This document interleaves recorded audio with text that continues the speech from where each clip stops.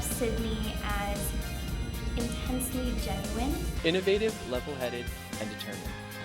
Passionate, brilliant, so fucking driven. She's a proven organizer. Never have I before saw anyone who is as dedicated to social justice and to the causes that we're fighting for. Sydney is really vocal and she's really critical. She never takes anything face value. She is one of the most research-intensive people that I've ever met. There is no amount of policy expertise that she doesn't have. Her intelligence, her values, her compassion, her ability to organize and to engage and to empower people, and her leadership. I mean, she's an incredible leader. I think Sydney's the best candidate for EAVP just because of her attitude and her ability to build a wide coalition of people at 3 different levels, mainly being the local, state, and national level. I recall in March attending the University of California Student Association Student Lobby Conference and marching with students to protest further cuts to higher education. During the March on March in Sacramento, where hundreds and thousands of students from all the UCs, CSUs, and community colleges march on Sacramento to demand a more affordable education, Sydney spoke at the rally, and she was just so articulate and so passionate and rallied everyone's support to fight for a better future for California. I work on state affairs, so I often interact with other UC campuses, and I just see, Sydney having this, great connection with people all across UC, building up a really strong unified front, and all the UC campuses for a more affordable education. I've met with Sydney various times. She has brought student concerns to me so that way I can amplify them on the commission.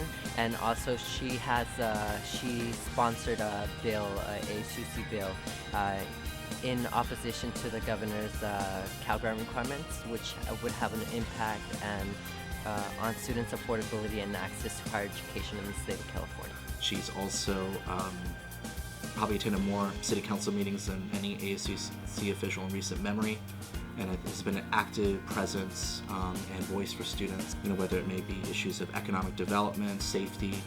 She has been an advocate, and I think has been proactive and has actually taken leadership. Sydney has actually come to a number of my meetings, both with the Rent Board and with my Rent Board interns in the student government. These meetings have been focused on affordable housing as well as campus rights issues. I was actually referred to her by a city council member who felt that she would be the best person to work with as far as garnering support to help 7-Eleven open this store for 24 hours. And I really feel like she's very organized and passionate about students and livability and how the city and businesses in Berkeley can really provide better access. Most recently, on Tuesday night, we were voting on asking our city manager to develop a charter amendment, which we're going to put on the ballot this November, and to change the rules around redistricting. And Sydney was a very strong advocate for making sure that students were recognized as a community of interest, meaning that we have to consider students in doing redistricting. I think what Sydney will be able to bring to the table is a variety of experiences. She knows the players, she has worked with elected officials in the past, they know her, and she will be extremely effective in carrying forward the message of students on campus. This is an extremely important year to ensure that we have a progressive, committed, experienced person in office.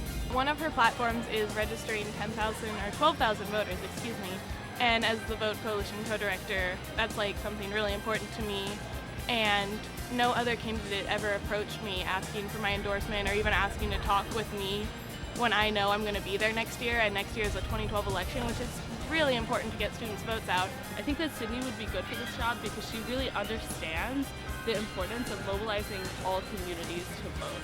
And I think that she's totally ready and her plan is set.